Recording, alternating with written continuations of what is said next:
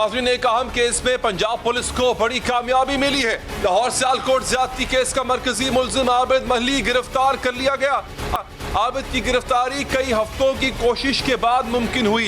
इसकी गिरफ्तारी के लिए कई शहरों में छापे मारे गए और हर बार वो फरार होने में कामयाब हो जाता। इब्तदाई तौर पर पुलिस ने आबिद के साथ वकार उल हसन को दूसरा मुल्जिम करार दिया था और इसकी गिरफ्तारी के लिए छापे भी मारे गए। ताहम वकार उल हसन ने खुद ही गिरफ्तारी दे दी थी और ज्यादती के वाक़े में मुलव्विस होने से इनकार किया था। बाद में आबिद के साथ ज्यादती के दूसरे मुल्जिम के तौर पर शफकत का नाम सामने आया, जिसे पुलिस के महकमा इंसदाद दहशतगर्दी ने जिला उकाड़ा से गिरफ्तार किया। शफकत ने DNA मैच होने से कबल ही अपने जुर्म का एतराफ कर लिया था और इसे गिरफ्तारी के अगले ही रोज इंसदाद दहशतगर्दी अदालत ने 14 रोजा जुडिशल रिमांड पर जेल भेज दिया था। इन दोनों मुल्जिमों ने 9 सितंबर को मंगल और बुध की दरमियानी रात लाहौर सियालकोट मोटरवे पर खातून को ज्यादती का निशाना बनाया। पेट्रोल खत्म होने की वजह से खातून की गाड़ी बंद हो गई थी। खातून ने मोटरवे हेल्पलाइन पर कॉल की और मुबैना तौर पर इसे बताया गया कि अभी इस बीट पर इस इलाके में किसी को अलॉट नहीं किया गया। इस दौरान ये दोनों मुल्जिम मोटरवे से मोहलिका जंगल से आए और कार का शीशा तोड़कर जबरदस्ती खातून और इसके बच्चों को जंगल में ले गए। कार का शीशा तोड़ने से उनको जख्म आया, जिससे पुलिस को DNA का नमूना मिला और मुल्जिमों की शनाख्त मुमकिन हुई। लेकिन पुलिस मुल्जिम आबिद तक पहुंची कैसे, ये जानेंगे समा के नुमाइंदे रियाज आवान से। और फिर पंजाब के वज़ीर इत्तलात फैजुल हसन चौहान भी हमारे साथ मौजूद होंगे। रियाज, पहले आप बताइएगा कि ये कार्रवाई अमल में किस तरह लाई गई, किस तरह पता चला कि ये फलां जगह पे मौजूद है फिर इसको पकड़ा गया? जी, ऐसा है कि CIA पुलिस का ये कहना है कि उनको मुखबर ने इतला दी कि मुल्ज़िम जो है मोटरवे केस का जो मरकज़ी मुल्ज़िम है ज़्यादती का, वो मरकज़ी मुल्ज़िम जो है वो फैसलाबाद में जो है वो देखा गया है, जिस पर उस मुखबर ने पुलिस को इतला दी। पुलिस वहाँ पर कल रात से वहाँ पर पुलिस की टीम वहाँ पर CA की पहुँची हुई थी और कल रात से इस मुल्ज़िम का इंतज़ार किया जा रहा था। मुल्ज़िम को जब देखा कि कहीं वो जब मुखबर को बताया गया कि बाकी ये मुल्ज़िम यही है, उसकी तस्वीर दिखाई गई, जिसके बाद मुखबर ने बाकायदा तौर पर कन्फर्म किया कि यही वो शख्स है जिसको यहाँ पर देखा गया है। जिसके बाद पुलिस की टीम वहाँ पर बैठी रही और आज रात 7:30 बजे के करीब मुल्ज़िम को वहाँ से गिरफ्तार किया गया। गिरफ्तार करके तांदले वाला फैसलाबाद का ये इलाका है, वहाँ से फिर इसको लाहौर मुंतकिल किया जा रहा है। मुल्ज़िम जो था वो वहाँ पर हुलिया बदल कर वहाँ पर रह रहा था और मुखबर की इतला पर ही उसे गिरफ्तार किया गया। मुल्ज़िम इससे पहले 2 दफ़ा पुलिस को चकमा देकर फरार हुआ था। पहले वो जब किला सत्तार शाह में उसका घर था, वहाँ पुलिस पहुंची तो वहाँ से फरार हुआ। दूसरी दफ़ा वो कसूर से जब पुलिस ने रेड किया और उसकी वालदा को साथ लेकर उसके बहनोई के घर गए तो वहाँ पर ये आया और पुलिस को देखकर वहाँ से भी फरार हो गया था। अब ये तीसरा मौका था। पुलिस बड़ी कोशिश में थी, पुलिस की 28 टीमें कोशिश कर रही थी और 33 दिन के बाद आखिरकार पुलिस को कामयाबी हुई और एक मुखबर के जरिए कामयाबी हुई और मुल्ज़िम का जो मरकज़ी मुल्ज़िम था उसको गिरफ्तार कर लिया। इसका जो हमराई मुल्ज़िम था शफकत, वो पहले से ही पुलिस के पास गिरफ्तार है, वो इस वक्त जेल में है। जी अच्छा, तो रियाज साहब ये बताएं कि क्या इस शख्स से गिरफ्तारी के दौरान कोई मज़ामत भी की, क्या ऐसी भी इत्तलात है कि इससे दोबारा भागने की कोशिश की? नहीं, इसको पुलिस का ये कहना है कि जब पूरी मुखबर ने उनको पक्की इतला दी थी तो उसके बाद उनकी 2 टीमें जो थी वहाँ पर मौजूद थीं और कोशिश की जा रही थी कि किसी भी तरह वो भाग ना सके। 2 दफ़ा पुलिस से वो भाग चुका था और पुलिस को इसका बड़ा गुस्सा भी था और पुलिस को दुख भी था कि किस तरह उनको चकमा देकर फरार हुआ। तो इस दफ़ा पुलिस ने वहाँ पर पूरे इंतजाम किए हुए थे और वहाँ पर जब ये जो ही इसको देखा गया तो पुलिस की जो टीमें थी 2 वहाँ पर पहुँची और उसे फौरी तौर पर वहाँ पर इसे गिरफ्तार, इसको ना तो मज़ामत करने का मौका मिला ना ही फरार होने के मौका दिया गया, जिसके बाद पुलिस ने इसको बाकायदा तौर पर गिरफ्तार करके लाहौर मुंतकिल करने की कोशिश की जा रही है। जी, तो रियाज साहब अब अगला प्रोसीजर क्या होगा इसके बाद?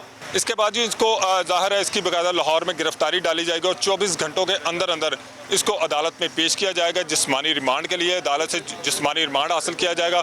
14 दिन का चूँकि जिस्मानी रिमांड मिलता है और 14 दिन का इसका जिस्मानी रिमांड हासिल किया जाएगा। चूँकि इस पर इंसदाद दहशतगर्दी की दफ़ा भी शामिल है, 780 लगी हुई, तो इसमें ज़्यादा भी जो है जिस्मानी रिमांड मिल सकता है। 3 माह तक जिस्मानी रिमांड मिल सकता है। लेकिन उसके बाद जिस्मानी रिमांड लेने के बाद इसकी तफ्तीश होगी, देखा जाएगा कि पुलिस कितना जिस्मानी रिमांड लेती है या फिर इसको जुडिशल रिमांड पर जेल भेज दिया जाएगा। ये जज की सवाबदीद पर है, लेकिन 24 घंटे के अंदर अंदर इसको मुल्ज़िम को अदालत में पेश किया जाएगा। जी, अच्छा, तो क्या इसकी भी शनाख्त परेड करवाई जाएगी मुतासरा खातून से? جی بالکل، جب جوڈیشل عدالت سے اس کا جسمانی ریمانڈ لیا جائے گا، جب وہ ریمانڈ مکمل ہوگا، اس کو جوڈیشل ریمانڈ کے لیے جیل بھیجا جائے گا، اس کے بعد پھر جو ہے وہ اس کی شناخت پریڈ ہوگی، اور شناخت پریڈ جو ہے وہ جیل میں ہی ہوا کرتی ہے. وہ خاتون کا وہاں جانا ضروری ہے. خاتون کے سامنے 15 سے 20 لوگ جیل میں بٹھائے جائیں گے، اس میں یہ ملزم بھی ہوگا، اس میں سے خاتون جو ہے وہ اس کو شناخت کرے گی، شناخت کے بعد سر پر ہاتھ رکھے گی، اور اس کے بعد وہاں پر مجسٹریٹ موجود ہوگا، مجسٹریٹ کی موجودگی میں ہوگا. اس کے علاوہ نہ تو وہاں پر تفتیشی ہوگا، نہ ہی کوئی جیل کا عملہ ہوگا، صرف مجسٹریٹ ہوگا اور یہ ملزم ہوگا، اور اس کے بعد خاتون ہوگی. اور خاتون نے اگر شناخت کر لی تو پھر یہی ملزم ہے، تو اس کے بعد اس کو باقاعدہ طور پر ظاہر شناخت پریڈ کے بعد اس کو عدالت میں پیش کیا جائے گا، سزا کے لیے چالان مکمل کر کے عدالت پیش کیا جائے گا، اور اس کے بعد اس کو سزا دلوائی جائے گی. ٹھیک ہے، بالکل ٹھیک ہے. بہت بہت شکریہ ریاض امان تفصیلات سے آگاہ کرنے کے لیے. ابھی ہمیں جوائن کیا ہے وزیر اطلاعات پنجاب فیاض الحسن چوہان صاحب نے. سر شکریہ آپ کا.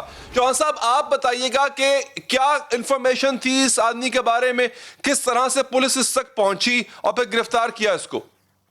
بسم اللہ الرحمن الرحیم. دیکھیں علی حیدر بھائی، سب سے پہلے تو پوری پاکستانی قوم کو مبارک ہو کہ جس شیطان صرف انسان نے ہمارے سیاسی سماجی ثقافتی چہرے کے اوپر جو ہے وہ کالا دھبا لگایا تھا، اس کو پنجاب پولیس نے اور پنجاب حکومت نے بڑی 1 مہینہ محنت کر کے وہ دھبے کو صاف کرنے کے حوالے سے کامیاب کوشش کی، اور وہ شیطان صرف انسان گرفتار ہوا.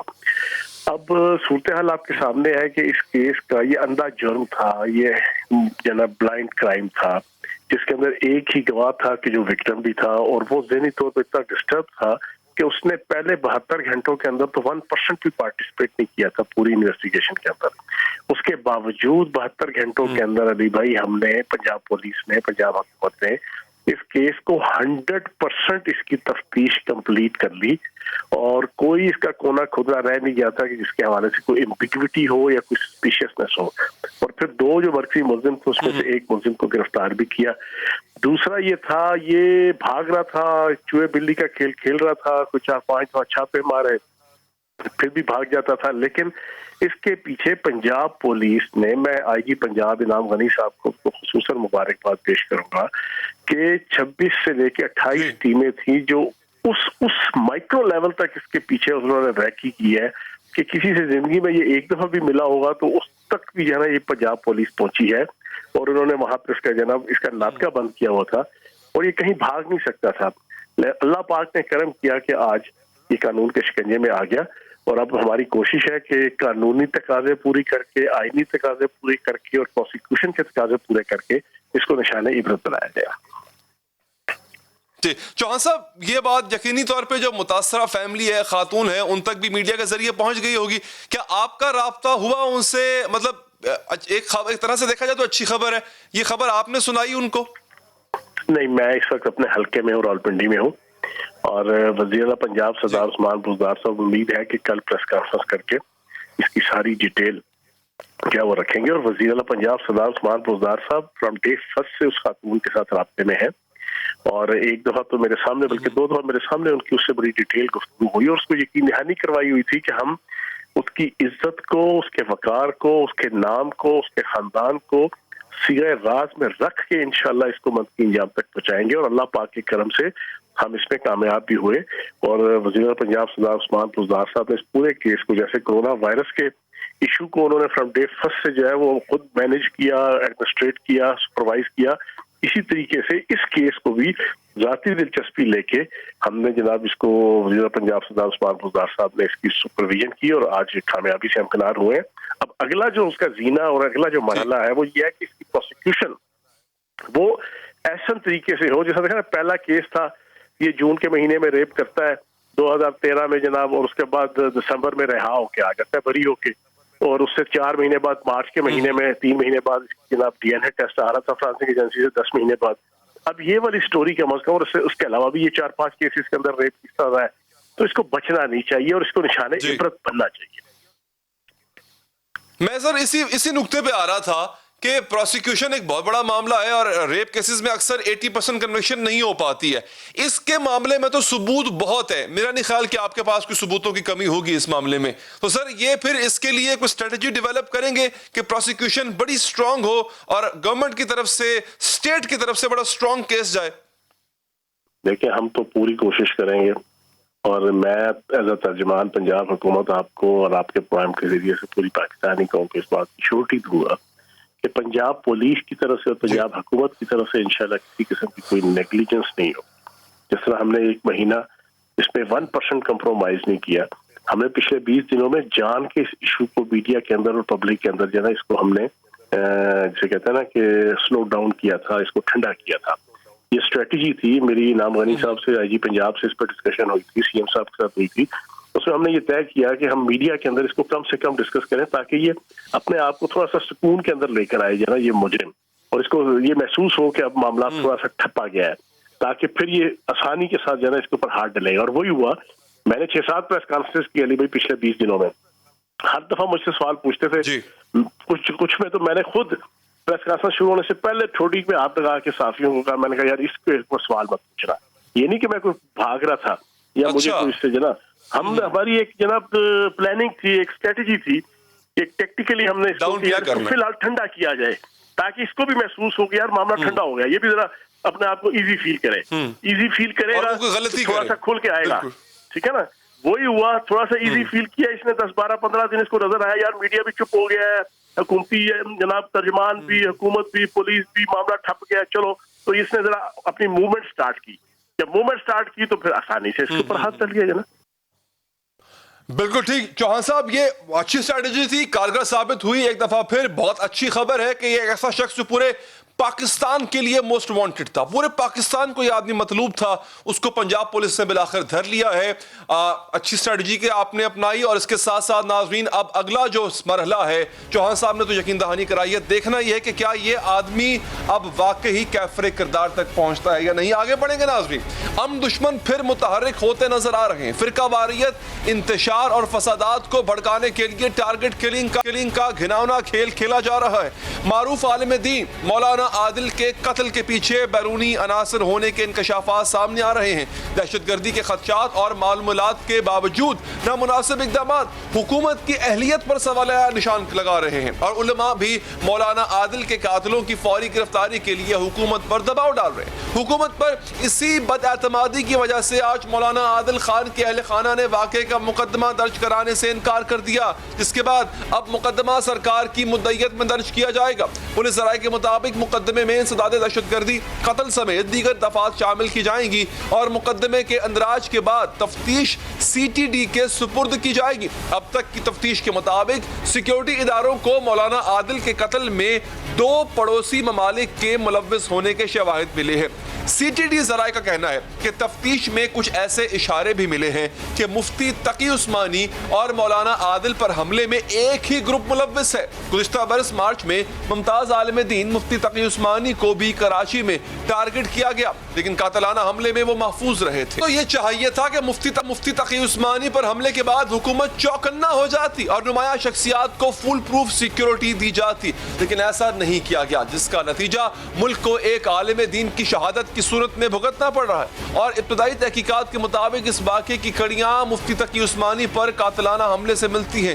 اگر اس واقعے کے ملزمان کے خلاف بر وقت کارروائی کر لی جاتی تو شاید اس وقت اس واقعے کے ہونے سے روکا جا سکتا تھا. اسی غفلت کی وجہ سے علماء بھی برہم دکھائی دے رہے ہیں. علماء کمیٹی کراچی کے حکومت 48 گھنٹوں کی مہلت دیتے ہوئے کہا ہے کہ علماء کمیٹی مولانا عادل کو سیکیورٹی نہ دینا حکومتی غفلت سمجھتی ہے. حکومت اور ریاستی ادارے قاتلوں کی فوری گرفتاری کے اقدامات کریں. مولانا عادل کے قتل اور نماز جنازہ کے بعد پرامن ہیں, رسمی بیانات کے بجائے سنجیدہ اقدامات اٹھائے جائیں. اگر مولانا عادل کے قاتل گرفتار نہ ہوئے تو ہڑتال اور احتجاج کیا جائے گا. دوسری جانب اس حوالے سے سندھ حکومت نے مولانا کو سیکیورٹی نہ ملنے کا ذمہ دار سابق چیف جسٹس ثاقب نثار کو قرار دیتے ہوئے کہا کہ سابق چیف جسٹس نے سیکیورٹی اسٹیٹمنٹس کمیٹی بنائی تھی, جس کی وجہ سے حکومت اہم افراد کو اپنی مرضی سے سیکیورٹی بھی نہیں دے سکتی ہے, جس کے نتیجے میں ایسے واقعات ہو جاتے ہیں. سیکیورٹی اسسمنٹ کمیٹی ہے, وہ کمیٹی اسس کرے گی کہ ان کو چاہیے کہ نہیں چاہیے. بے شمار اس کے ممبرز ہیں, مختلف ادارے اس کا حصہ ہیں. ایک ادارہ کہتا ہے کہ ملنا چاہیے, دوسرا کہتا ہے کہ نہیں ملنا چاہیے. اسی چکر میں جو ہے وہ معاملات نکل جاتے ہیں, اور 8-8 9-9 مہینے تک ان لوگوں کو ہم سیکیورٹی نہیں دے سکتے ہیں. صوبائی وزیر سعید غنی نے سابق چیف جسٹس کے علاوہ وزیر ریلوے شیخ رشید کے بیانات پر بھی سوال اٹھائے. انہوں نے کہا کہ شیخ رشید نے دہشت گردی کا خدشہ ظاہر کیا تھا، جس کے بعد مولانا عادل پر حملہ ہوا۔ اہم مطالبہ کرتے کہ اس کیس میں شیخ رشید کو بھی شامل تفتیش کیا جائے اور معلومات کی جائیں کہ ان کے پاس ایسی معلومات آتی کہاں سے ہیں۔ رشید نے کہا کہ اپوزیشن جو جلسے کر رہی ہے ان جلسوں میں کرونا بھی پھیلے گا اور دہشت گردی بھی ہو سکتی ہے، اور اس کے کچھ گھنٹوں بعد یہ دہشت گردی کا ایک بہت بڑا واقعہ کراچی شہر میں ہوا ہے۔ میں مطالبہ کرتا ہوں کہ شیخ رشید کو شامل تفتیش کیا جائے اور اسے پوچھا جائے اس کو کس نے بتایا ہے کہ دہشت گردی اپوزیشن کے جلسوں میں ہو سکتی ہے۔ اپوزیشن کو کہنا چاہتا ہوں کہ کورونا پھیلنے کا بھی اندیشہ ہے اور دہشت گردی کا بھی اندیشہ ہے۔ کل یہ نہ کہنا کہ شیخ رشید نے پہلے کہہ دیا تھا۔ اس قوم کو، اس پاکستان کو عدم استحکام میں داخل کرنے کی بھرپور کوشش ہے۔ دہشت گردی کے حوالے سے صرف شیخ رشید ہی نہیں بلکہ چند روز قبل وزیر اعظم بھی خدشات ظاہر کر چکے ہیں، اور مولانا عادل کے قتل کی مذمت کرتے ہوئے بھی انہوں نے دوبارہ بھارت پر ہی الزام لگایا کہ بھارت پاکستان میں فرقہ وارانہ فسادات کرانا چاہتا ہے۔ پاکستان کی نسبت کوشش کیا کسی نہ کسی طرح پاکستان کے اندر انتشار پھیلائے، شیعہ سنی کی لڑائی کروائے۔ یہ ہمیں پہلے 3 مہینے سے پتا تھا کہ انہوں نے شیعہ سنی کے اندر پورا انتشار کرنے کی کوشش کی۔ پہلے انہوں نے فیصلہ کیا تھا شیعہ اور سنی کے علماء کو قتل کروائیں، اسیسینیٹ کروائیں۔ وہ اللہ کا شکر ہے ہماری ایجنسی سے پکڑ لیا صحیح ٹائپ پہ۔ یہاں اسلام آباد میں 2 دہشت گرد گروپس پکڑے۔ اگر وزیر اعظم جانتے تھے کہ ملک دشمن قوتیں متحرک ہو رہی ہیں، وزیر ریلوے شیخ رشید بھی یہ خدشات ظاہر کر رہے تھے، تو سوال یہ ہے کہ ان خطرات سے نمٹنے کے لیے حکومت نے بیان دینے کے علاوہ کیا اقدامات کی؟ وزیر اعظم اور وزیر ریلوے کے بیانات کے مطابق حکومت کو اندازہ تھا کہ ملک میں دہشت گردی کے واقعات ہو سکتے ہیں، لیکن اس کے باوجود سیکیورٹی کے حوالے سے کوئی انتظامات کا یہ عالم ہے کہ گزشتہ برس مفتی تقی عثمانی کے قاتلانہ حملے کے ملزم کو پکڑنا تو دور کی بات، ان کا تعین تک نہیں کیا جا سکا، جس کی بڑی وجہ ناقص CCTV کیمرے ہیں۔ تقریباً 1.5 کروڑ کی آبادی کے شہر میں اس وقت صرف 2200 CCTV کیمریز موجود ہیں، جن میں سے کئی تو خراب ہیں اور جو ٹھیک ہیں ان کی فوٹیج ناقابل شناخت ہوتی ہے۔ سابق DG رینجرز میجر جنرل محمد سعید نے بتایا تھا کہ مفتی تقی عثمانی پر قاتلانہ حملہ کرانے والوں کا 35 سے زائد CCTV کیمروں کی مدد سے پتہ چلانے کی کوشش کی گئی تھی، لیکن کسی ایک کی بھی کیمرے کی کوالٹی اس قابل نہیں تھی کہ حملہ آوروں کی شناخت ہو سکے۔ اگر پولیس فورس کی بات کی جائے تو 1.5 کروڑ آبادی کے شہر میں صرف 34,000 پولیس اہلکار تعینات ہیں، جن میں سے 7 سے 8,000 VIP سیکیورٹی پر تعینات اہلکار شامل ہیں۔ اس کے علاوہ کراچی میں پولیس فورس کی کل تعداد تقریباً 34,000 ہے، جسے 1.5 کروڑ کی آبادی پر تقسیم کیا جائے تو 522 شہریوں کے لیے صرف ایک پولیس اہلکار۔ پولیس فورس کی یہ تعداد کراچی کی سیکیورٹی ضروریات کے سامنے انتہائی کم ہے۔ دوستو ایک وقفہ لیں گے ناظرین، وقفے کو آگے بڑھائیں گے۔ سیاسی درجہ حرارت مسلسل بلند ہو رہا ہے، حکومت اور اپوزیشن میں اعصاب شکن جنگ جاری ہے۔ ہر گزرتے دن کے ساتھ تناؤ میں اضافہ ہوتا جا رہا ہے۔ غداری کے مقدموں اور گرفتاریوں کی دھمکیوں کے بعد کشیدگی بھی بڑھتی جا رہی ہے۔ اپوزیشن بھی کارکنوں کو چارج کرنے کے لیے مسلسل کارنر میٹنگز اور ورکرز کنونشنز کر رہی ہے۔ حکومت کے خلاف اپوزیشن رہنماؤں کے چبھتے بیانات بھی سامنے آ رہے ہیں۔ آج ایک ٹی وی انٹرویو میں مسلم لیگ نواز کی رہنما مریم نواز نے ایک بار پھر حکومت کے خاتمے کا عزم ظاہر کرتے ہوئے اعلان کیا ہے کہ جنوری 2021 تک حکومت ختم ہو جائے گی۔ اداروں کو چاہیے اپنے آپ کو سیاست سے دور رکھیں۔ ایک جانب اپوزیشن درجہ حرارت بڑھا رہی ہے، دوسری جانب حکومت اپنی حکمت عملی بدل رہی ہے۔ معاملات کو جارحانہ رویے کی بجائے ٹھنڈے دماغ کے ساتھ نمٹانے کا رویہ سامنے آ رہا ہے۔ حکومت نے اپوزیشن جماعتوں کے اتحاد پاکستان ڈیموکریٹک موومنٹ کے جلسوں میں رکاوٹ کی بجائے اجازت دینے کا فیصلہ کر لیا۔ یہ فیصلہ آج وزیر اعظم عمران خان کی زیر صدارت حکومتی رہنماؤں کے اجلاس میں کیا گیا۔ اس کے مطابق PDM کے جلسوں میں رکاوٹ نہیں ڈالی جائے گی اور مریم نواز سمیت تمام اپوزیشن رہنماؤں کو جلسوں میں شرکت کی اجازت بھی دی جائے گی۔ اجلاسوں میں وزیر اعظم کا کہنا تھا کہ پرامن احتجاج اور جلسے کرنا اپوزیشن کا حق ہے، لیکن احتجاج کی آڑ میں انتشار پھیلانے کی اجازت نہیں دی جائے گی۔ وزیر اعظم کا کہنا تھا کہ اپوزیشن کی تحریک عوام کی نہیں ہے بلکہ سیاسی اشرافیہ کے مفادات کے تحفظ کی تحریک ہے۔ اور عوام کو سیاستدانوں کی کرپشن بچاؤ تحریک میں کوئی دلچسپی نہیں ہے۔ اپوزیشن جلسے کر کے خود کو بے نقاب کرے گی۔ حکومتی رویے میں اچانک اس تبدیلی سے سیاسی ٹیمپریچر نیچے آنے کی توقع ظاہر کی جا رہی ہے۔ اس اجازت سے پہلے یہی عمران خان اپوزیشن کو گرفتاریوں اور سخت ہاتھوں سے نمٹنے کی دھمکیاں دیا کرتے تھے، جس سے محسوس ہوتا تھا کہ اپوزیشن کی احتجاجی تحریک ایک سیاسی بحران کو جنم دے سکتی ہے۔ وزیر اعظم اپوزیشن کے مطالبے پہ استعفیٰ دیں گے؟ ان کے پاس رائٹ ہے پرامن احتجاج کرنے کا۔ جس وقت انہوں نے قانون توڑا میں ان کو ایک ایک کو جیلوں میں ڈالوں گا۔ اب حکومت جلسوں میں رکاوٹ نہ ڈالنے کا اندیہ دے رہی ہے، لیکن حکومت نے یہ اجازت کھلے دل سے دی ہے یا پھر یہ حکومت کی کوئی نئی پالیسی ہے؟ اس حوالے سے الجھن بھی بہت بڑھ رہی ہے، کیونکہ خبروں کے مطابق ابھی تک مسلم لیگ نون کو گجرانوالہ انتظامیہ نے شہر میں جلسے کی اجازت نہیں دی ہے، اور مقامی ضلعی انتظامیہ نے پی ڈی ایم کو جناح اسٹیڈیم میں جلسہ کرنے کی اجازت دینے سے انکار کر دیا۔ انتظامیہ کے انکار کے بعد نون لیگ کی طرف سے اعلان کیا جا رہا ہے کہ اب پی ڈی ایم کا 16 اکتوبر والا جلسہ جی ٹی روڈ پر ہوگا۔ ضلعی انتظامیہ ابھی تک کوئی فیصلہ کرنے کے معاملے میں مفلوج ہے، اور وہ ہمیں کوئی واضح جواب دینے کے قابل نہیں ہے کہ کیا وہ جناح اسٹیڈیم کی اجازت دے رہے ہیں یا نہیں دے رہے ہیں۔ ہم نے ان پہ واضح کر دیا ہے کہ اگر جناح اسٹیڈیم کی اجازت آپ نہیں دیتے، اس لیے انشاءاللہ پی ڈی ایم کا جلسہ 16 اکتوبر 2020 کو جی ٹی روڈ پر ہوگا اور ایک احتجاجی ریلی کی صورت میں ہوگا۔ معاملہ صرف جلسے کی اجازت ملنے کا ہی نہیں ہے ناظرین، بلکہ گجرانوالہ انتظامیہ کی جانب سے اپوزیشن کے بینرز بھی اتارے جا رہے ہیں۔ لیگی رہنما اس صورتحال کا ذمہ دار بھی حکومت کو قرار دے۔ انتظامیہ کے اس رویے اور حکومت کی فراخ دلانہ پیشکش نے اپوزیشن کو چوکنا کر دیا۔ اسی لیے آج مسلم لیگ نے گجرانوالہ جلسے سے پہلے کارکنوں کو ممکنہ گرفتاریوں پر الرٹ جاری کر دیا ہے۔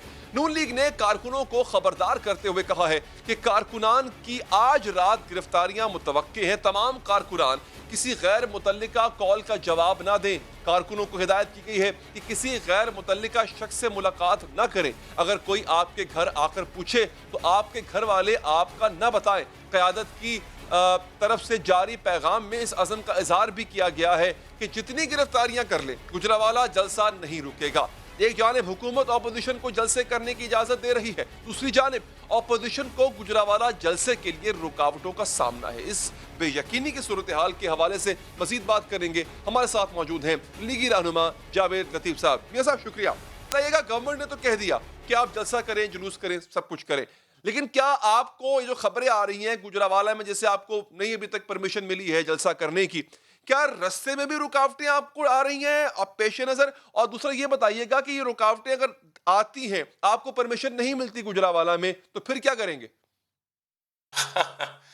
بات یہ ہے کہ 2-2.5 سالوں میں آپ نے ان کی کون سی بات کو سچ مان لیا جو آج تک یہ کرتے آئے ہیں؟ آپ یہ دیکھیں کہ میں گجرانوالہ میں بیٹھا ہوا ہوں، گجرانوالہ میں کوئی ہمارا بینر نہیں انہوں نے چھوڑا، کوئی پینافلیکس نہیں چھوڑی، کوئی سٹکر نہیں ہے، کوئی جھنڈا نہیں چھوڑا، یہاں تک کہ ہولڈنگ بورڈ ہم نے پیسے دے کر ان کو، یہ رسیدیں ہمارے پاس ہیں، کوئی چھوڑا نہیں، بلکہ ان کو گرفتار کر لیا کہ آپ کیوں مسلم لیگ کے لوگوں کو آپ ووٹ دے رہے ہو، پینافلیکس لگوا رہے ہو۔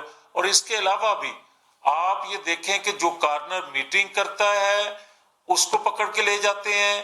یہ ابھی تھوڑی دیر پہلے کو 5-10 منٹ کی بات ہے، عادل اسلم اس کے گھر میری میٹنگ تھی، اس کو گرفتار کر کے لے گئے ہیں۔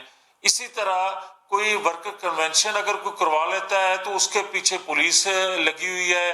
اگر کوئی دکاندار اپنے گھر دکان کے سامنے کوئی بینر لگواتا ہے تو اس کی دکان کو سیل کیا جا رہا ہے۔ مگر میں یہ بتا دوں، اس کے باوجود بھی جو لوگوں کا جذبہ گجرانوالہ والے لوگوں کا دیکھنے میں آ رہا ہے، یہ کرفیو لگا لیں، یہ لاک ڈاؤن کر لیں، یہ لوگ اب رکنے والے نہیں ہیں۔ علی حیدر، آپ یہ دیکھیں گے کہ گجرانوالہ میں اس دن ایک ایسا سما ہوگا کہ انسانوں کا سمندر آپ کو نظر آئے گا ہر روڈ کے اوپر۔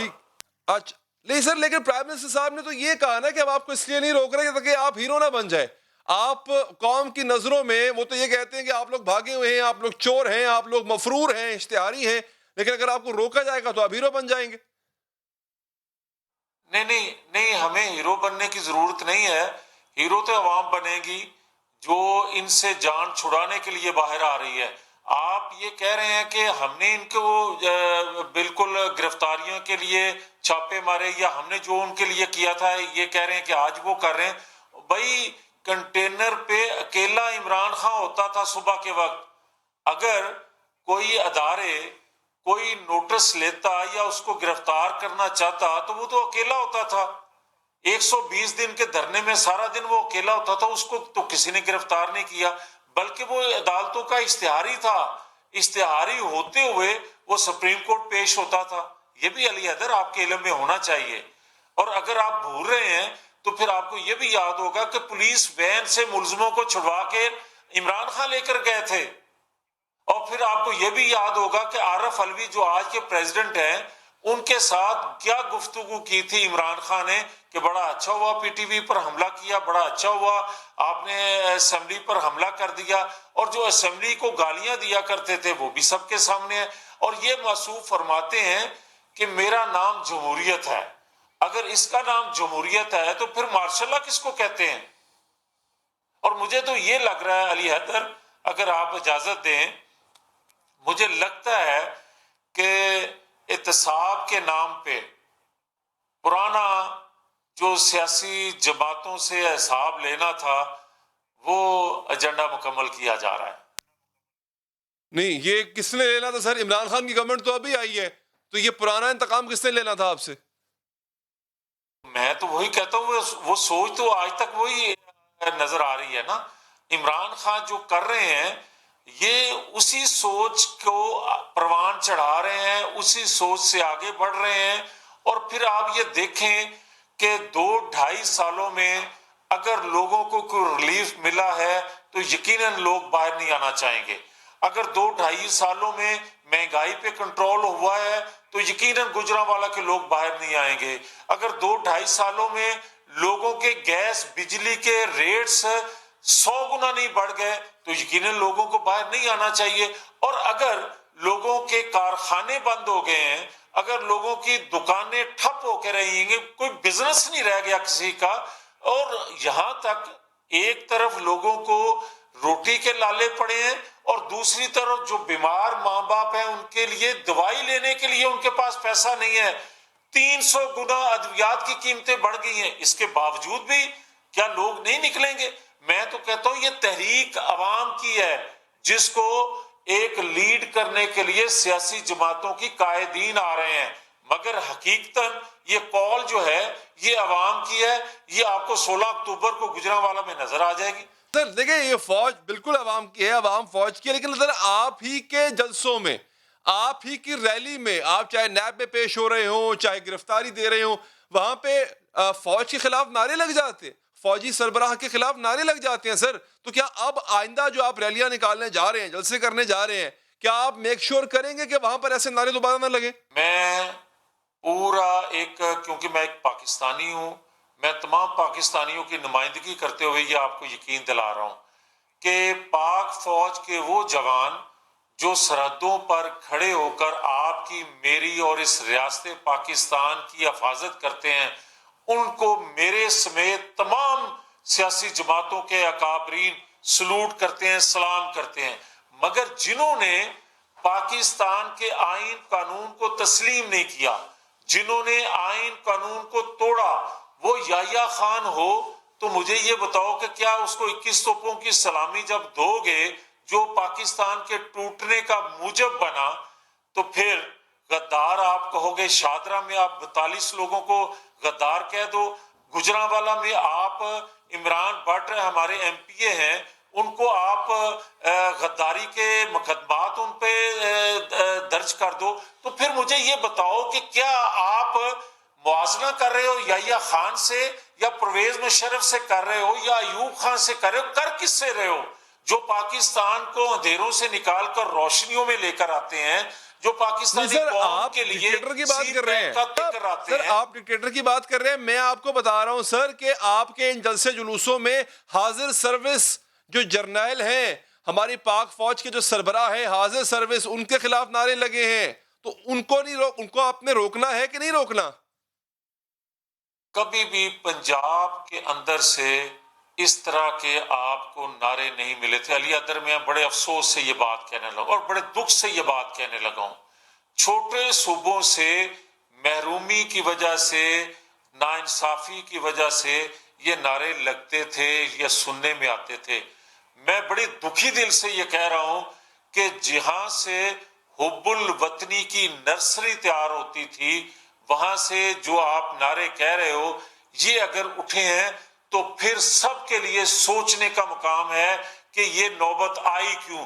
हमें गद्दार किसी को ना बनाएं, हम ये सोचें, ये समझें और अपनी पॉलिसियों पे गौर करें कि ऐसे नारे लगने क्यों शुरू हुए हैं। हमें इनको ड्रेस करना है, हमें दुश्मन को फायदा नहीं देना, बल्कि अपने अंदर झांक के देखना है कि ये नौबत आ क्यों रही है। मेरी वजह से आ रही है, आपकी वजह से आ रही है, किसी और की पॉलिसी की वजह से आ रही है। मियां साहब बहुत बहुत शुक्रिया आपके वक्त का। दोस्तों, अपोजिशन का यह मानना है कि महंगाई की वजह से लोग बाहर निकलेंगे। वक्फा लेते हैं, वक्फे के बाद आपको बताते हैं कि महंगाई होती क्यों है। वज़ीर आज़म जिस चीज का नोटिस लेते हैं वो मजीद महंगी क्यों हो जाती। आज़म इमरान खान ने एक बार फिर महंगाई का नोटिस ले लिया है। खाने पीने की चीजें सस्ती करने के लिए ये तमाम रियासती वसाइल बरूए कार लाने का ऐलान किया। इन वजूहात के तयन का भी ऐलान किया है जिनकी वजह से चीजें महंगी हो रही हैं। तहरीक इंसाफ की टाइगर फोर्स को भी कीमतों पर नजर रखने का कह दिया, लेकिन महंगाई है कि हर गुजरते दिन के साथ साथ बढ़ती जा रही है। वज़ीर आज़म के नोटिस लेने के बावजूद ही बढ़ रही है, बल्कि वज़ीर आज़म जिस चीज का नोटिस लेते हैं वही चीज मजीद महंगी हो जाती है। खाने पीने की चीजों से लेकर रोजमर्रा इस्तेमाल की तकरीबन सभी चीजें महंगी हो चुकी हैं। सिर्फ एक हफ्ते के दौरान महंगाई में मजीद 1.24% इजाफा हुआ। 9.02% से बढ़कर 11.28% तक जा पहुंची। सिर्फ एक हफ्ते के दौरान टमाटर की फी किलो कीमत में 18 रुपए का इजाफा हुआ। यकम अक्टूबर को 110 रुपए किलो मिल रहा था, अब 128 रुपए में मिल रहा है। यही टमाटर एक साल पहले 60 रुपए किलो मिलता था। इस हिसाब से सिर्फ टमाटर की कीमत में 117% सालाना इजाफा हुआ। लेकिन तहरीक इंसाफ के रहनुमाओं का मौक़िफ़ है 18वीं तरमीम के बाद टमाटर की कीमत पर काबू पाना उनकी जिम्मेदारी नहीं है। 18वीं तरमीम के बाद क्या टमाटर प्रोवाइड करना फेडरल गवर्नमेंट की जिम्मेदारी है या सूबाई गवर्नमेंट की जिम्मेदारी है? अगर दूध, टमाटर, आटा सप्लाई करने की और फूड से सप्लाई चेन रखने की जिम्मेदारी सूबाई हुकूमत की है तो वफाक को ब्लेम नहीं करें। प्याज एक हफ्ता कबल 66 रुपए किलो मिल रहा था, अब 75 रुपए में मिल रहा है। एक दर्जन अंडे हफ्ता पहले 143 रुपए के थे, अब 158 रुपए के हो चुके। किस चीज का नाम ले किसका ना ले, एक हफ्ते के दौरान 20 किलो आटे का थैला 28 रुपए महंगा हुआ। कीमत 1016 से बढ़कर 1044 रुपए तक जा पहुंची। सिर्फ 3 दिन में एलपीजी की कीमत में 2 बार इजाफा हुआ। घरेलू सिलेंडर 60 रुपए महंगा हुआ, कमर्शियल सिलेंडर 200 रुपए महंगा हुआ। नाजरीन, इससे भी महंगी बिजली और उसकी कीमतें भी मजीद बढ़ा दी गई। सुई नॉर्दर्न गैस को 69 अरब रुपए का शॉर्टफॉल है और हुकूमत गैस महंगी करके यह रकम सार्फिन से वसूल करने जा रही है। बिजली की फी यूनिट कीमत में भी फ्यूल एडजस्टमेंट की मद में मजीद 83 पैसे इजाफा किया गया, जिससे सार्फिन पर 10 अरब रुपए से ज्यादा का इजाफी बोझ पड़ेगा। ये चीजें महंगी होने से अवाम शदीद मुश्किलात का शिकार है, लेकिन हुकूमत कह रही है कि बस महंगाई ही तो है, बाकी सब तो ठीक है। सिवाय इन्फ्लेशन के और जितने भी हमारे अशारिये हैं, मुआशी अशारिये हैं, वो बड़ी मुस्बत जानिब जा रहे हैं। मजीद परेशानी ये है कि कीमतें बढ़ रही हैं और आमदन गिर रही है। बेरोजगारी में इजाफा हो रहा है। खाने की चीजों की कीमत 2 साल में 33% के करीब बढ़ी। सिर्फ चीनी और गंदम की कीमत बढ़ने से अवाम पर सालाना 330 अरब रुपए का इजाफी बोझ पड़ा। गुर्बत में इजाफा हो रहा है। 8 करोड़ लोग गुर्बत की लकीर से नीचे जा चुके। हकायक और अदादो शुमार बहुत परेशान कुन हैं, तशवीशनाक हैं, और इससे भी तशवीशनाक हकीकत यह है कि वजीर आज़म इमरान खान का महंगाई पर बस नहीं चल रहा। जब बस नहीं चल रहा तो इस चीज का क्रेडिट लेने की कोशिश भी की जा रही है कि कम से कम हमें महंगाई का एहसास तो है। सलाह यह है कि सिर्फ एहसास करने से महंगाई कम नहीं होती है जनाब। जब आटा और चीनी महंगे हुए तो वजीर आज़म ने अपनी कोताही का एतराफ भी किया तहकीकात भी कराई थी, माफिया को न छोड़ने के ऐलानात भी किए थे। इन ऐलानात को 8 महीने गुजर चुके हैं, लेकिन नतीजा ये निकला है कि आज वही आटा और चीनी पहले से भी महंगे मिल रहे हैं।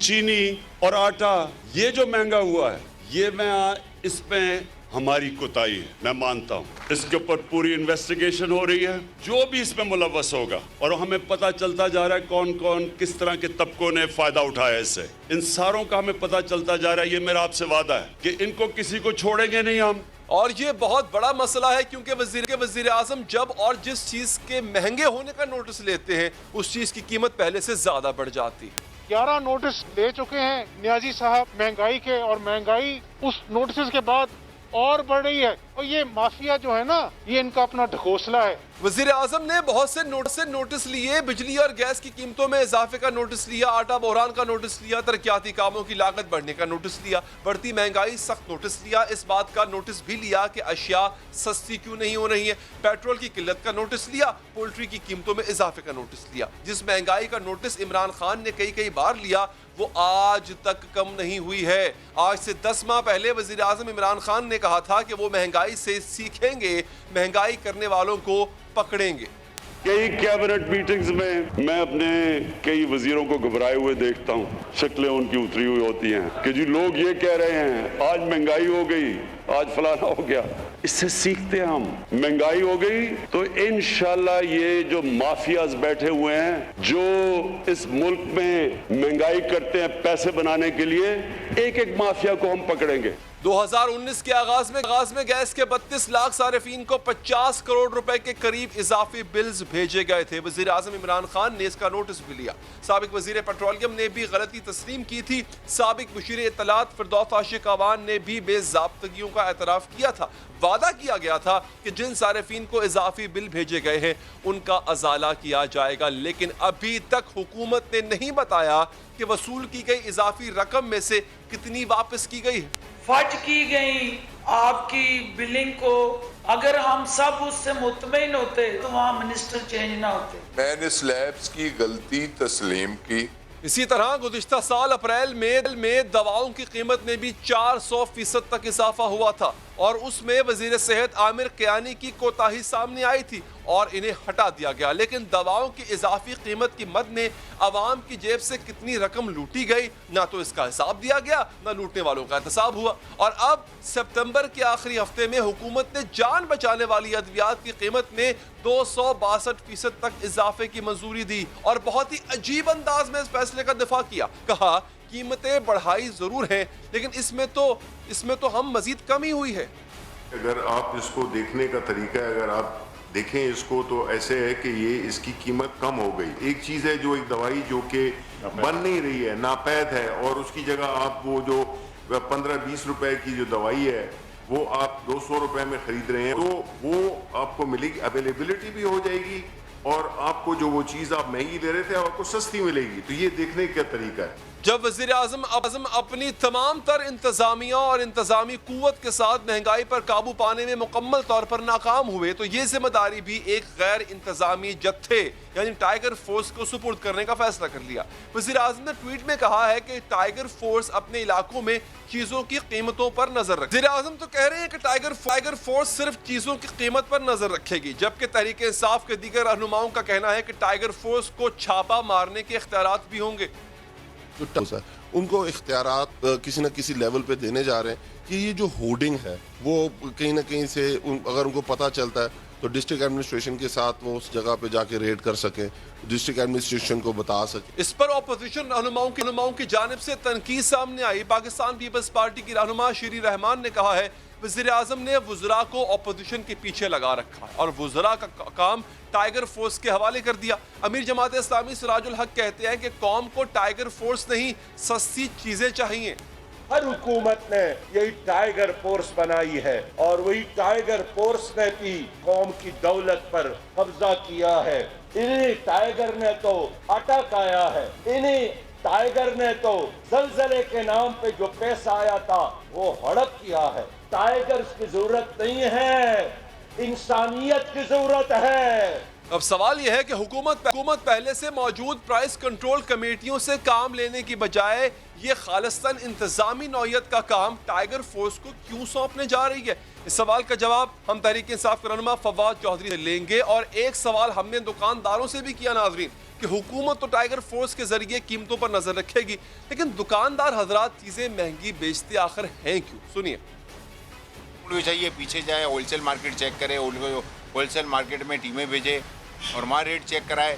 جب وہاں سے ریٹ کم ہو جائیں گے تو آٹومیٹک ہمارے پاس خود بخود ریٹ کم ہو جائے گا. آگے سے مہنگی مل رہی کیا کریں نا، لیکن اگر حکومت اقدام کرے گی تو فرق پڑے گا. دیکھنا چاہیے کہ کمپنی سے مہنگا آ رہے یا دکاندار کر رہے. اب 55 روپے سے چینی 100 یا 110 پہ پہنچنے میں آیا دکانداروں نے یہ کردار ادا کیا یا حکومت کی ایوانوں میں بیٹھے وہ مفاد پرست جو ان کو اڑان دیتے ہیں، جو اس کو ذخیرہ کرتے ہیں؟ دکاندار ذخیرہ نہیں کر سکتے. جب منڈیوں میں ادھر سے مہنگا آتا ہے تو دکاندار لوگ پھر وہ ضرور وہ مہنگا اس کو جو ہے نا فروخت کرتا ہے. بات کرتے ہیں وفاقی وزیر پاکستان تحریک انصاف کے رہنما فواد چودھری صاحب. چودھری صاحب شکریہ سر یہ کام خالصتاً انتظامی نوعیت کا تھا، مینجمنٹ کا مسئلہ تھا جو آپ سے حل نہیں ہو پایا. ٹائیگر فورس کیسے قیمتوں کو کنٹرول کرے گی؟ مطلب یہ تو وہ کام ہے جو کہ آپ سمجھتے ہیں کہ پرچون کی دکانوں پر جا کے وہ ان کو کنٹرول کریں گے، مینج کریں گے. آپ خود کہا کرتے تھے مہنگائی تو مافیا کرتا ہے، مہنگائی تو مافیا کی ملی بھگت سے ہوتی ہے، تو ٹائیگر فورس اس مافیا کا کیا بگاڑ پائے گی؟ دیکھیے جی، پہلی بات تو یہ ہے کہ مافیاز بھی ہیں، لیکن اصل بات یہ ہے کہ جو کووڈ کے بعد پوری دنیا میں اس وقت ایک اکنامک کرنچ ہے، اور یہ جو مہنگائی آپ فیل کر رہے ہیں یہ صرف پاکستان میں نہیں ہے، ہندوستان میں، سری لنکا میں، بنگلہ دیش میں، ہر جگہ کے اوپر ایک طلب اور رسد کا جو مسئلہ ہے وہ چل رہا ہے، جس کی وجہ سے آپ کی جو ایک مہنگائی کی لہر جو ہے وہ موجود ہے. اور اس کا جو بنیادی جو پرابلم ہے وہ ڈیمانڈ اینڈ سپلائی کا ہے، اور اس کے لیے ہم نے جس طرح شوگر الاؤ کی ہے امپورٹ، اسی طریقے سے ویٹ الاؤ کی ہے. اب میں جو سیکشن ہے ویٹ کم از کم وہ تو کافی حد تک لے گئے. سندھ نے چونکہ اپنا ویٹ جو ہے وہ ریلیز نہیں کیا، بار بار ہمارے کہنے کے باوجود ریلیز نہیں کیا، اس وجہ سے سندھ میں جو ویٹ کا پرابلم ہے وہ آ رہا ہے. لیکن مہنگائی کا جو اصل معاملہ ہے وہ یہ ہے کہ یہ صوبائی، باقی جو کنٹرول کی حد تک ہے وہ تو صوبائی حکومتوں نے کرنا ہے. صوبائی حکومتیں کتنا اچھا پرفارم کریں گی وہ آپ کو اپنے سٹیٹس سے جو ہے وہ پتہ چلتا ہے. لیکن دیکھتے ہیں جوہری صاحب کہ ان میں سے اکثر چیزیں جو یا نایاب ہیں یا بہت مہنگی ہیں وہ زرعی اجناس ہیں. اب ہم ایک زرعی ملک ہیں، اپنا خود اگاتے ہیں، خود کھانا چاہیے ہمیں، لیکن ان کی قیمتیں بھی اگر آسمان کو چھو جائیں تو پھر تو یہ مینجمنٹ کا مسئلہ زیادہ لگتا ہے. نہیں، بیسکلی تو ایسا نہیں ہے کہ جو ہم خود کاشت کرتے ہیں ان کی مہنگائی ہو رہی ہے. جس طرح میں نے آپ کو کہا کہ اگر ویٹ کی آپ بات کریں، آٹے کی بات کریں، تو اس میں پنجاب میں تو وہ نارمل ہے. سندھ میں اب نارمل اس لیے ہے کہ وہاں پہ گورنمنٹ نے آٹا ریلیز نہیں کیا، گندم ریلیز نہیں کی. تو آپ ہوپ فلی وہ گندم ریلیز کر دیں گے تو سندھ میں بھی نیچے آ جائے گا. باقی جو زیادہ تر ہیں، فار ایگزامپل اگر آپ آئل کی بات کریں، آئل ہم امپورٹ کرتے ہیں. اس طرح سے دالیں جو ہیں وہ ہم امپورٹ کرتے ہیں، ٹماٹر ہم امپورٹ کرتے ہیں. تو اسی طرح سے جنجر جو ہے، ادرک جو ہے وہ ہم امپورٹ کرتے ہیں. تو وہ چیزیں جن میں مہنگائی ہے وہ زیادہ تر وہی ہیں جو آپ امپورٹ کر رہے ہیں. اور ایک ڈیفینیٹلی اس میں امپروومنٹ جو ہے وہ آ جائے گی اگلے 3-4 ہفتوں میں. اچھا صاحب، یہ بھی تو ایک تاثر بہت زیادہ پایا جاتا ہے کہ عمران خان صاحب جس چیز کا نوٹس لیتے ہیں وہ مہنگی ہو جاتی ہے. آٹے کا نوٹس لیا، مہنگی بھی ہوئی، نایاب بھی ہوئی. چینی کا نوٹس لیا، وہ بھی غائب ہو گئی، پھر مہنگی بھی ہو گئی، واپس قیمتیں بھی نہیں آئی اس کی. مہنگائی کا اگر نوٹس خان صاحب لے رہے ہیں تو سر کیا یہ بھی مزید مہنگی نہیں ہو جائے گی؟ نہیں، ویٹ کی پرائس جو ہے فار ایگزامپل وہ 900-1000 روپے پہ چلی گئی تھی، واپس 860 روپے کے اوپر آ گئی ہے. اسی طرح سے چینی کی جو قیمت ہے وہ پہلے اوپر گئی، پھر نیچے آئی، پھر اس کے بعد پھر اوپر گئی ہے. اور اب پھر پرابلم یہ ہوتا ہے کہ جب نیچے جاتی ہیں چیزیں اس وقت میڈیا کے لیے کوئی اٹریکٹیو نہیں ہوتی وہ بتانا. تیل اس وقت دنیا میں سب سے زیادہ سستا پاکستان میں بک رہا ہے. ایکچولی ان ملکوں سے بھی سستا بک رہا ہے جو خود تیل پروڈیوس کرتے ہیں. لیکن جو چیزیں نیچے ہوتی ہیں وہ فرینکلی میڈیا کے لیے اٹریکٹیو نہیں ہوتی، اس کے اوپر اتنی توجہ نہیں ہوتی. جو مہنگی ہوتی ہیں اس پہ بات. لیکن اب ہوگا یہ کہ اسی مہنگائی کے نام پہ اپوزیشن دھرنا دے گی، جلسہ کرے گی، ریلی نکالے گی. اسی مہنگائی کے نام پہ عوام باہر نکلیں گے. عوام تو مہنگائی میں پس رہے ہیں سر اس وقت، اس کی جو بھی وجہ ہو. تو سر جب اپوزیشن عوام کو باہر لے کر آئے گی تو آپ کے لیے مزید مشکل کھڑی نہیں ہوگی؟ बात यह है कि मईशत जो है वो तो अगर उसका बेड़ा गर्क हुआ है तो देखिए ना, मईशत के ऊपर में क्या बेड़ा गर्क होता है? आपके अखराजात ज़्यादा है, आपकी आमदन कम है। आपने 2006 से में जब ये 2008 में जब जरदारी साहब आए, उस वक्त तक 1947 से लेके 2008 तक का पाकिस्तान का जो कुल कर्जा था वो 6 ट्रिलियन रुपए। 2008 से लेके 2018 में ये कर्जा 30 ट्रिलियन पे चला गया। अब सवाल ये है कि ये जो पैसा था, जो पहला 6 ट्रिलियन था, उसमें देखिए हमने इस्लामाबाद का शहर बनाया, हमने गवादर खरीदा, हमने मोटरवेज बना ली, हमने पूरी फौज खड़ी कर ली, हमने नेवी खड़ी कर ली, हमने एयरफोर्स खड़ी कर ली। ये हमने पहले 6 ट्रिलियन का कर्जा लिया और उससे हमने किया। 2008 से 18 में हमने क्या किया जिसके लिए आपने कर्जा जो है वो आपने 6 ट्रिलियन से 30 ट्रिलियन पे पहुंचा दिया, यानी तकरीबन 24 ट्रिलियन आपने कर्जा लिया। तो सवाल ये है कि आपने खर्च कहाँ किया? तो ये 10 सालों में अगर किसी ने कमर तोड़ी है तो वो तो जरदारी साहब की पार्टी ने और नवाज शरीफ साहब की पार्टी ने तोड़ी है। लेकिन सर देखिए, ये जो बातें आप चौधरी साहब बता रहे हैं, ये एक आम आदमी को तो समझ नहीं आएगी ना। आम आदमी ये देखेगा कि भाई चीजें महंगी हैं, शाम की रोटी उसके बच्चों ने नहीं खाई। अगर उसके पास ऑपोजिशन जाती है और कहती है कि आओ एहतजाज करें क्योंकि तुम्हारे पास शाम की रोटी नहीं है, तो सर वो तो निकलेगा। अब ये जो अदाद-ओ-शुमार, ये जो तमाम चीजें आप बता रहे हैं, ये उसकी समझ में नहीं आएगी। वो सिर्फ यही समझेगा कि इमरान खान का दौर हुकूमत है और उसको रोटी नहीं मिल रही, तो वो एहतजाज करेगा। उसका क्या करेंगे आप? बिल्कुल भी ऐसा नहीं है, क्योंकि लोग इतने बेवकूफ़ नहीं हैं जितना आपने उनको पेश किया है।